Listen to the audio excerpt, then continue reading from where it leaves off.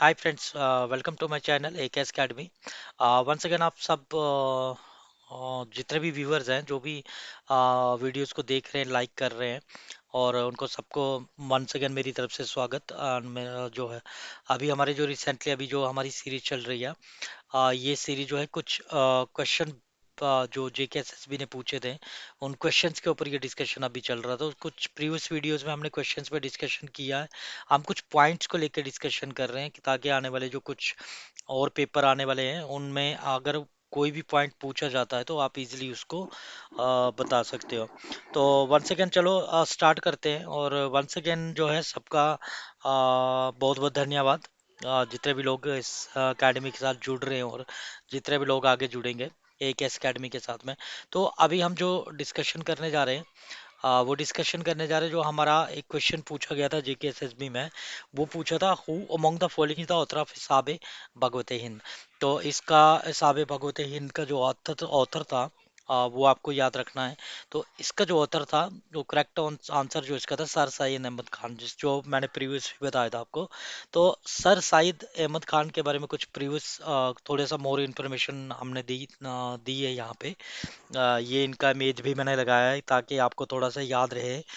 जैसे इनका 17 अक्टूबर 1817 जो था इनका बर्न, और डेथ जो है 27 मार्च 1898।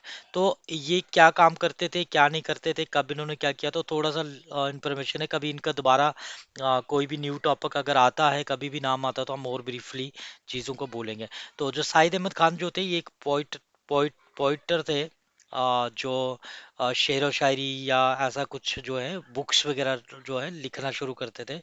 तो साहिद अहमद खान जो थे, उन्होंने एक बुक लिखा था। वो क्या लिखा था? साबे भगवते हिंद इन्होंने बुक लिखा था। तो किस पे लिखा था इन्होंने? जो रिवल्ट हुआ था 1857 में, उस रीजन की वजह से उन्होंने जो है उस बुक को लिखना। तो साहिद अहमद खान जो थे, बाद सर्विंग एज ए सादरामन इन बिजनौर, वो बिजनौर के रहने वाले थे। When the revolt broke out in Delhi and May, जब रिवल्ट ब्रोक हुआ दिल्ली में मई 10 1857 को, the events of 1857, the reason of 1857 revolt such as aggressive Britisher. तो इन्होंने जब ये जो रिवल्ट हुआ था ना, वो पूरा अपनी बुक में कैप्चर कर लिया था। उन्होंने अपने बुक में लिखा था कि कैसे क्या हुआ, क्या नहीं, क्या चीजें हुई है। तो इनका जो है, एक तो इन्होंने बहुत सारी बुक्स लिखी हुई है, कम से कम भी 20 से 25 बुक्स मैंने देखे हैं इनके नाम। तो जिसमें से इम्पोर्टेंट एक जो है आसरे उस सनेदा, जो है फर्स्ट एडिशन था इनका 1847 का। उसके बाद फिर इनका तारीख सरकशी, ए भी जिला, बिजनौर भी पूछ सकते हैं। हिस्ट्री, इन्होंने हिस्ट्री ऑफ द बिजनौर के बारे में लिखा, और ये 1858 में लिखा हुआ है। तो ये थोड़ा सा इंफॉर्मेशन है इनके बारे में, कि इन्होंने कौन सा बुक लिखा है, और कब कब इन्होंने, और भी बहुत सारी बुक्स है इनका जो कि अभी मैंने राइट नहीं किया, क्योंकि मुझे लगा नहीं कि उतना इम्पोर्टेंट है वो अभी। लेकिन हाँ, आने वाले टॉपिक में जब हम ब्रीफली डिस्कशन करेंगे तो देन हम डेफिनेटली इनके बारे में बोलेंगे। तो इनका एक दो बुक जो है आपको याद रखना है। और उसके बाद एक और इम्पोर्टेंट पर्सनैलिटी थे यहाँ पे, वो थे मोहम्मद इकबाल। तो मोहम्मद इकबाल जो थे, ये भी जो पोइट थे, एक फिलोसफर थे, पॉलिटिशियन भी रहे ये। और इनका जो पोइट्री होता था ना, ये उर्दू लैंग्वेज में होता था। तो ये एक ग्रेटेस्ट, तो जो थे 20th सेंचुरी के थे, जो पोइट्री में जो बोलने वाले। और इकबाल के तो बहुत सारी शेर व शायरी भी आप लोगों ने सुनी होगी और बोलते भी है। जब हम पढ़ते थे 9th 10th या उसमें, तो उर्दू में इनका काफ़ी ज़्यादा जिक्र होता था, इनकी शेर व शायरी।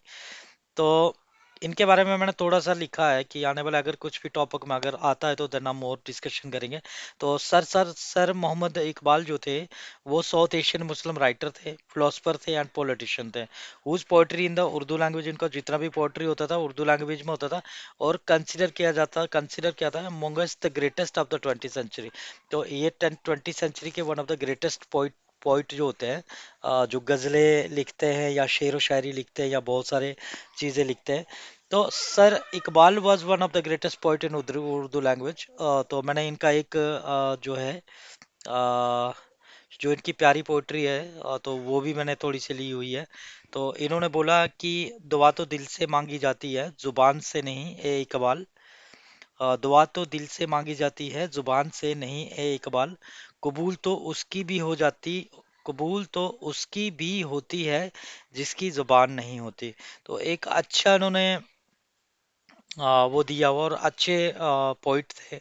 तो इनके बारे में हम आगे भी डिस्कशन करेंगे। सर इकबाल जो थे, कभी पूछा जाता है कि ये कौन से पॉइंट थे, तो उर्दू लैंग्वेज के पॉइंट थे। पॉलिटिशियन भी रहे बाद में। और इनका जो है, इन्होंने इन्होंने इन्होंने बोला कि इनका जो जन्म हुआ था इतने में हुआ है 1877, डाइड जो हुआ है 21 अप्रैल 1938। और कहाँ पे हुए थे ये? लाहौर पाकिस्तान में। तो इनका भी शेर व शायरी के तहत जो है अच्छा योगदान रहा है। तो सार इकबाल जो है, और उसके बाद हम थोड़ा सा, क्योंकि हमारा डिस्कशन अभी ना बुक्स के ऊपर चल रहा है, ठीक है। हमारी जो बुक्स बुक्स पे डिस्कशन चल रही है सर साइद अहमद खान से कि इन्होंने कौन कौन सी बुक लिखी। तो थोड़ा सा हम अपने प्रदेश लौटते हैं जरा। अपने प्रदेश पे भी कुछ ऐसी बुक्स लिखी गई है जिन बुक्स के बारे में भी जानना जरूरी है। तो हम एक बार जो है अपने जो जम्मू कश्मीर का जो है वहाँ का हम वो लगा देते हैं। तो मैंने थोड़ी सी इमेजेस भी लगा रखी हैं अपने अपनी स्टेट की। और जो भी ये चीज़ें हैं अच्छी लगती हैं, बहुत सारी चीज़ें, क्योंकि अपना प्रदेश है बहुत अच्छा लगता है। फील होता है दूर बैठ के भी हम यही चीज़ें जो है देख के महसूस कर सकते हैं कि नहीं, हम अभी भी आप लोगों के साथ कनेक्ट हैं, जुड़े हुए हैं, और आने वाले टाइम पे भी डेफिनेटली जुड़ेंगे। तो थोड़ा सा बुक्स के बारे में डिस्कशन कर रहे हैं, तो कुछ इंपॉर्टेंट सोर्सेज ऑफ बुक्स है जो जम्मू एंड कश्मीर का है, तो ये चीज़ें भी जानना बहुत ज़रूरी है। जैसे हमने सर सईद अहमद खान के बारे में जाना कि उन्होंने कौन सी बुक्स लिखी थी, कि इकबाल क्या थे। तो जम्मू कश्मीर के बारे में, क्योंकि बुक्स के बारे में जिक्र कर रहे हैं, तो थोड़ा सा बुक्स के बारे में हम जिक्र करते हैं। तो इसमें क्या है, लिटरेरी कहाँ से ये सोर्सेज मिले हैं हमें कि जम्मू एंड कश्मीर का कौन सा बुक है, किसने लिखा, क्या है, कैसे पता जम्मू जम्मू एंड कश्मीर। क्योंकि आने वाले उस पे ये धीरे धीरे हमारा सफर जो है बढ़ रहा है। आने वाले टाइम पे जब हम जे पे डिस्कशन करेंगे प्रॉपर जे हिस्ट्री या उसके डिस्ट्रिक्ट्स, या एक एक पॉइंट उठाएंगे, ऐसे ही बहुत ब्रीफली पॉइंट उठाने की कोशिश कर रहा हूँ, क्योंकि मैं अभी मटेरियल भी कलेक्ट कर रहा हूँ अच्छे अच्छे कहीं से, कि जो भी हम आपको प्रोवाइड करें। तो एनीवेज, हम थोड़ा सा बुक्स के बारे में पढ़ते हैं वहाँ पे। तो ये यहाँ पे बोलता है कि literary source of Jammu and Kashmir जो है, उसके बाद literacy source include literary literature of Vedic, Sanskrit, Pali, prakrit and other origin that provide the information about ancient medieval or modern history. तो ये बहुत सारी चीजें हैं जहाँ से जम्मू एंड कश्मीर के हिस्ट्री के बारे में उन्होंने सोर्सेज निकाले हैं, जो चाहे वट एवर जो फॉरेनर लोग आए हैं उन्होंने तो सोर्सेज दिया हो। जैसे कि जी स्मिथ थे, या योंग सिंह किंग थे। तो इस टाइप के जो लोग हैं, जो दो दो तीन तीन साल वहां पे रुके, और उनका जो बेस्ट सोर्स जो कलान जो था कश्मीर का, हम करेंगे डिस्कशन इन चीज़ों के बारे में। लेकिन अभी जो है हम सिर्फ ये देख रहे हैं कि बुक्स के ऊपर डिस्कशन चल रही है, तो दो चार बुक्स के नाम और अगर याद रह जाते हैं तो इम्पोर्टेंट रहेगा आने वाले उस पे। तो इस पे क्या है हमारे पास? अब देखो, important literature source and writer names. तो आपको क्या रखना है? देखो, राजदर्शनी जो है ना, राजदर्शनी जो बुक है, ये जम्मू की हिस्ट्री के बारे में बताती है। जो भी जम्मू की हिस्ट्री है ना, आपका पांडव या महाभारत काल से लेके, या उससे भी पीछे जो है गोनंदा वगैरह, ये जितने भी गोनंदा फर्स्ट, गोनंदा सेकंड, जो भी लोग हैं, और ये दरारदर्शनी में ये चीज़ें बताई हुई हैं बहुत सारी। बॉव फोर्ट, राज, ये जो लोचन जम्मू कैसे बना, ये समथिंग, इन चीज़ों के बारे में भी हम डिस्कशन करेंगे। लेकिन अभी सिर्फ हमें याद रखना है कि राजदर्शनी इंपॉर्टेंट बुक है, the source of Jammu. Jammu history का एक सोर्स है ये। यहाँ से आपको जम्मू हिस्ट्री के बारे में बहुत सारी चीज़ें मिलेंगी राजदर्शनी के अंदर। तो राजदर्शनी जो है वो सोर्स एंड राइटर है। सोर्स भी है, और राइटर कौन था इसका? गणेश दास बेदेरा जो है वो इसके राइटर है। ये आप चीज़ आपको याद रखनी है कि राजदर्शनी के राइटर कौन है। ये अभी क्वेश्चन पूछे भी जाते हैं और बड़ी बार पूछे गए हैं। राजदर्शनी जो है, गणेश दास बेदेरा जो है, उन्होंने ये बुक 1847 में कंप्लीट की थी। उसके बाद one of the most book जो है राज तरंगणी जो है कल्हाना कल्हाना के दौरान लिखी गई थी ये। जो कल्हान जो थे, इनका ये वन ऑफ द इंसेंट सोर्स है आप हिस्ट्री ऑफ कश्मीर के बारे में जो भी कश्मीर की हिस्ट्री जो है ये आपको राजतरंगिणी से मिलती है।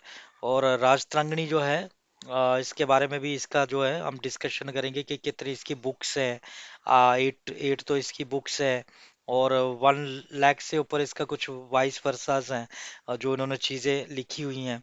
तो अलग अलग तरह के सोर्सेज हैं इन्होंने यूज किए हैं। और इनका जो है बुक जो था वो संस्कृत में पहले जो था संस्कृत में था और आफ्टर दैट जो है उसको फिर ट्रांसलेट किया गया, पर्शियन लैंग्वेज में भी ट्रांसलेट किया गया, उसको इंग्लिश में भी ट्रांसलेट किया। वो चीज़ें हम पढ़ेंगे। लेकिन अभी हम जस्ट कंसेप्ट ले रहे हैं कि भाई अभी जो है राजदर्शनी जो है वो किसने लिखी है, गणेश दास बदेरा। राजतरंगिणी जो है इंपॉर्टेंट सोर्स ऑफ बुक है कलान, जिससे हमें कश्मीर का सोर्स मिलता है। उसके बाद ताके अल हिंद या किताबुल हिंद भी बोलते हैं अलबुरानी। अलबुरानी की और भी बुक्स हैं, अलबुरानी ने और भी बुक्स लिखी हैं। जैसे उसने पूंछ इसमें रिजौरी में विजिट किया था तो द इंडिया करके एक बुक वहाँ पे है, जिसके अभी रिसेंटली क्वेश्चन भी पूछे गए थे। तो अभी हम उन चीज़ों के बारे में भी डिस्कशन करेंगे क्योंकि वो जब 10th सेंचुरी में वो वहाँ पे गए थे तो उस टाइम पे उन्होंने वो रजौरी के बारे में, क्योंकि रजौरी बड़ा इंपॉर्टेंट पार्ट है अभी पुंछ एंड रजौरी जो है बहुत इंपॉर्टेंट पार्ट है जिसके बहुत सारे क्वेश्चंस अभी जेकेएसएस भी जो है पूछ रहा है एग्जाम में छोटी छोटी चीज़ों के बारे में। तो अभी हमारा हमने सोचा कि एक जो लेक्चर जो है उसके ऊपर डेफिनेटली हम बनाएंगे पुंछ एंड रजौरी पे जितने भी ब्रीफ पॉइंट्स होंगे।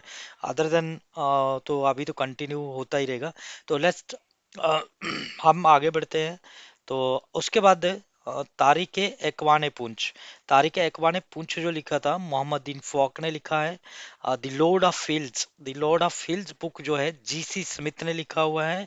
अकबरनामा जो है अबुल फैजल ने लिखा है। तो आपको ये अभी सोर्स ऑफ बुक्स जो है जो है ये अभी आपको थोड़ा सा याद रखना है। राजदर्शनी किसने लिखा है, राजतरंगिणी किसने लिखा है, तारिक अल हिंद किताबुल हिंद किसने लिखा है, इसके राइटर कौन थे, तारिक एकवाने पुंछ कौन है, मोहम्मद इन फॉक, और the lord of fields GC Smith, Akbarnama Abul Faizal. तो ये अभी जो है राइटर है। तो उसके बाद जो है देखो बादशाह नामा जो है ये वहाँ की बुक से जो हिस्ट्री बताती हैं तो इसलिए मैं ये चीज़ें आपको बता रहा हूँ। इनका और भी आगे ब्रीफली डिस्कशन करेंगे लेकिन अभी सिर्फ बुक्स का नाम आ रहा तो मैंने सोचा कि चलो थोड़ा सा बुक्स का भी बता ही देते हैं आपको। तो बादशाह नामा जो है किसने लिखी थी, अब्दुल अहमद लोहरी ने जो है बादशाह नामी ने नामा जो है वो लिखी थी। शिव यू की, शिव यू की जो है ये ह्यून सैंग ने लिखा था। ठीक है, इसके अंदर भी आपको बहुत सारी चीजें मिलेंगी कि कश्मीर का क्या नाम था, ये इसको क्या बोलता था, और आगे कितने साल ये रुका, कितने साल में इसने हिस्ट्री लिखा, किसके पीरियड में इन्होंने ये कंप्लीट किया। तो ये चीजें भी डिस्कशन करेंगे। उसके बाद अलबुरानी का वंस अगेन जो किताबुल हिंद हमने प्रीवियस भी डिस्कशन किया अभी। फिर तारिक हसन, तारिक हसन बुक जो है किसने लिखा है, ये पीर गुलाम हसन शाह ने जो है तारिक हसन बुक जो है वो लिखा हुआ है। फिर जफरनामा, जफरनामा किसने लिखा हुआ है, शराफुद्दीन अली यजदी ने इसको लिखा है। The valley of Kashmir most important, बड़ी बार पूछा गया है। ये सर वेलेटर लेवरेंस जो है उन्होंने लिखा हुआ। तो कहीं पे भी कुछ ऐसा लगे मिस्टेक है तो उसके लिए हम पहले से ही सॉरी बोल सकते हैं। और कुछ भी ऐसा रहे तो आप अपने कमेंट में उसको लिख के भेज सकते हैं, कोई ऐसा वो नहीं है। उसके बाद तारीख कश्मीर, ये भी ये क्वेश्चन भी पूछा जाता, तारीख कश्मीर क्या है। तो तारीख कश्मीर जो है हैदर मलिक ने इसको लिखा हुआ है। तो ये चीजें हैं, देखो ये जम्मू एंड कश्मीर के उसमें जो हमारे पास बुक्स दी गई है जम्मू एंड कश्मीर की, यहाँ पे ये जो सोर्सेज हैं जम्मू कश्मीर के। तो जम्मू कश्मीर के सोर्सेज क्या हैं, कहाँ से हमें पता चला कि जम्मू कश्मीर में क्या क्या चीज़ें हुई हैं। तो ये हमारे पास राजदर्शनी, गणेश दास बदेरा और राजतरंगिणी कल्हान जो इम्पोर्टेंट सोर्सेज है। उसके बाद तो फिर इन्हीं के ऊपर ये बुक्स और भी अदर बुक्स बनी है जो थोड़ी थोड़ी करके अब आने वाले समय पे हम फिर एक बार डिस्कशन करेंगे। आप सिर्फ थोड़ा माइंड में रखोगे इसको कि आने वाले टाइम पे कहीं से भी आपको बेनिफिट मिल सकता है। तो ये बादशाह नामा भी एक इम्पोर्टेंट है, अब्दुल अहमद लोहरी ने लिखा हुआ है। और तारीख कश्मीर, हैदर मलिक, और वैली ऑफ कश्मीर, सर वेलेंटर वेलेटर लेवरेंस जो है इन्होंने इसको लिखा हुआ। ठीक है, तो ये कुछ इंपॉर्टेंट बुक्स थी जिनके बारे में हमने डिस्कशन किया। ठीक है, अब क्वेश्चन नंबर आगे बढ़ते हैं और इसमें एक और क्वेश्चन पूछा था, who was the governor general of India during first Anglo Afghan war. तो हमें क्या करना था, हमें इनमें से बताना था कि जो फर्स्ट अफगान अंगोलो अफगान वार हुआ जो, उसमें गवर्नर जनरल कौन था। तो करेक्ट आंसर इसका ऑकलैंड। मैंने इसका इमेज भी यहाँ पे लगाया हुआ है, अगर आपको अच्छा लगता हो तो आप कमेंट जरूर कीजिए कि इमेजेस के थ्रू अच्छा है। अब हमारे पास जो ऑप्शन है जैसे वेरन हेस्टिंग्स है, सर जॉन चोरी है, या कॉन वेलिस जो है, हमें इनके बारे में भी जानना जरूरी है। तभी तो मैं बोल रहा हूँ कि मैं हर एक पॉइंट को थोड़ा सा पकड़, मतलब अच्छे से कोशिश कर रहा हूँ कि हम थोड़ा थोड़ा करके अगर अंडरस्टैंड भी होता, अगर वो कोई भी क्वेश्चन पूछता जेके एसएसबी, तो हम इजीली उसको बता सकते हैं, एक माइंड में कंसेप्ट रहेगा। तो यहाँ तो हमें पता चल गया कि who was the governor general of India during the first अंगोला, हमने बोल दिया हाँ जी ये ऑकलैंड है। ऑकलैंड के बारे में पढ़ा हमने कि the first Afghan war was fought from 1839 to 1842। जो पहला जो वार हुआ था ईस्ट इंडियन कंपनी जो थी और अफगान के साथ में, तो वो कब हुई थी, 1839 से 1842 तक। आपको खाली डेट याद रखना है। और उनका गवर्नर जनरल कौन था उस टाइम पे, वो लॉर्ड ऑकलैंड इन्होंने लिखा हुआ है, लेकिन मेरी तरफ से जो है वो ऑकलैंड था 1839 और 1842। और ये क्या था, was the governor general of India when the first Afghan war started. जब अफगान अफगान का फर्स्ट वार स्टार्टेड हुआ था, तो उस टाइम पे क्या था, ये वहां पे गवर्नर जनरल था। तो कौन था गवर्नर जनरल, गवर्नर जनरल था ऑकलैंड। तो यहाँ पे ये बोलता है कि ब्रिटिशर का एक हिस्ट्री ही रहा है, सबको पता है कि ब्रिटिशर का एक हिस्ट्री रहा है कॉन्फ्लिक्टिंग, जैसे कि अफगानिस्तान पे, क्योंकि अफगानिस्तान तो एक ऐसे दुनिया में ऐसा पॉइंट रहा है जहाँ हर कंट्री ने मतलब अपना वो हाथ साफ करने की कोशिश की है। तो आई थिंक दैट कि ब्रिटिश जो थे उनका ये हमेशा से कन्फ्लिक्ट रहा वहाँ पे। उन्होंने वहाँ पे दो तीन तीन बैटल्स वहाँ पे लड़ी है। तो उनमें से मैं बताऊंगा कि कौन कौन से बैटल उन्होंने लड़ी यहाँ पे। फर्स्ट तो हमने देख लिया कि फर्स्ट अंगोलो अफगान वार हुई कब हुई, 1839 टू 1842 तक। ठीक है, और उस टाइम पे गवर्नर जनरल कौन थे, ऑकलैंड जो थे गवर्नर जनरल थे किसके, जब फर्स्ट अंगोलो अफगान वार हुई थी। तो ठीक है, British have a long history having shared border with the country along the northwest frontier of India, now Pakistan, for many years. The history ranges from the first Afghan war, जो first Afghan वार हुआ वो 1839 to 1842 हुआ, through the second, जो second वार हुआ वो 1878 to 80 हुआ, and the third जो हुआ था वहां पे 191 में, 1990, 1919, 1919। ये तीन वार जो हैं, इनका डेट जो है आपको याद रखना है कि कब कौन सा वार हुआ है, कब कौन सा वार हुआ है। तो ये चेहरे भी बहुत इंपॉर्टेंट हैं, क्योंकि इनके बारे में भी जानना बहुत ज़रूरी है कि इन्होंने क्या क्या किया है। तो फर्स्ट जो वार हुआ वो 1839 में, आपको ये डेट याद रखना है, 1839 टू इसमें हुआ। फिर आपका अगर सेकंड वार के बारे में पूछा जाता है तो 1878 टू 80, एंड थर्ड वार के बारे में 1919, 1919। इनके बारे में हम आगे और भी डिस्कशन करेंगे कि इनके गवर्नर जनरल कौन थे उस टाइम पे, या वाइस रॉय कौन थे या क्या थे क्या नहीं थे। तो इन चीज़ों के बारे में हम डिस्कशन करेंगे अभी। तो अभी हम थोड़ा सा और आगे बढ़ते हैं। अब हमारे पास ना ये और भी चेहरे हैं, क्योंकि ये कहीं ना कहीं तो हमें आगे पढ़ने ही है। तो मैंने सोचा कि इनके बारे में हल्का हल्का थोड़ा सा और यहाँ पे पढ़ लेते हैं। जैसे ऑकलैंड के बारे में हमने पढ़ लिया कि ये फर्स्ट अंगोलो अफगान वार का फर्स्ट गवर्नर जनरल था और वो लड़ाई कब से कब हुई। ठीक है, तो एक माइंड में कंसेप्ट आ गया। अब हम थोड़ा सा ना और आगे पढ़ लेते हैं थोड़ा सा इमेजेस के साथ में, आपको थोड़ा सा वो रहेगा। जैसे कि हमारे पास ये सर जॉन चोरी हैं। तो सर जॉन चोरी जो होते हैं, वो क्या था, वो first baron Teignmouth was a British official of the East Indian company. और वो भी, ये भी जो है गवर्नर जनरल रहे अब बंगाल में। कब से कब तक रहे, ये रहे 1793 टू 1798। ये इतने से पीरियड के लिए यहाँ वहाँ पे गवर्नर जनरल रहे, और उसके बाद फिर वो 1798 ही was created baron Teignmouth in the peerage of Ireland. तो ये वहां चले गए और शोर जो जॉन शोरी जो थे was the first president of British. ये फर्स्ट प्रेसिडेंट भी बन के ब्रिटिश के, एंड फॉरेन बाइबल सोसाइटी जो है उसके भी। तो इनका जन्म हुआ था 5 अक्टूबर 1751 और डाइड हुआ है 14 फरवरी 1834 में। तो ये भी वन एक इम्पोर्टेंट पर्सनालिटी है। फिर हमारे पास सेकंड जो इमेज यहाँ पे लगा हुआ है, इस इमेज के थ्रू आप जॉन शोरी को देख सकते हो। और उसके बाद हमारे पास है वैन हेस्टिंग्स। वैन हेस्टिंग्स का भी इमेज यहाँ पे लगा हुआ है। ये भी एक इम्पोर्टेंट पर्सनालिटी थी, और इनके भी जो माइंड चलता था वो बहुत ज़्यादा तेज चलता था। ब्रिटिशर का जो मैन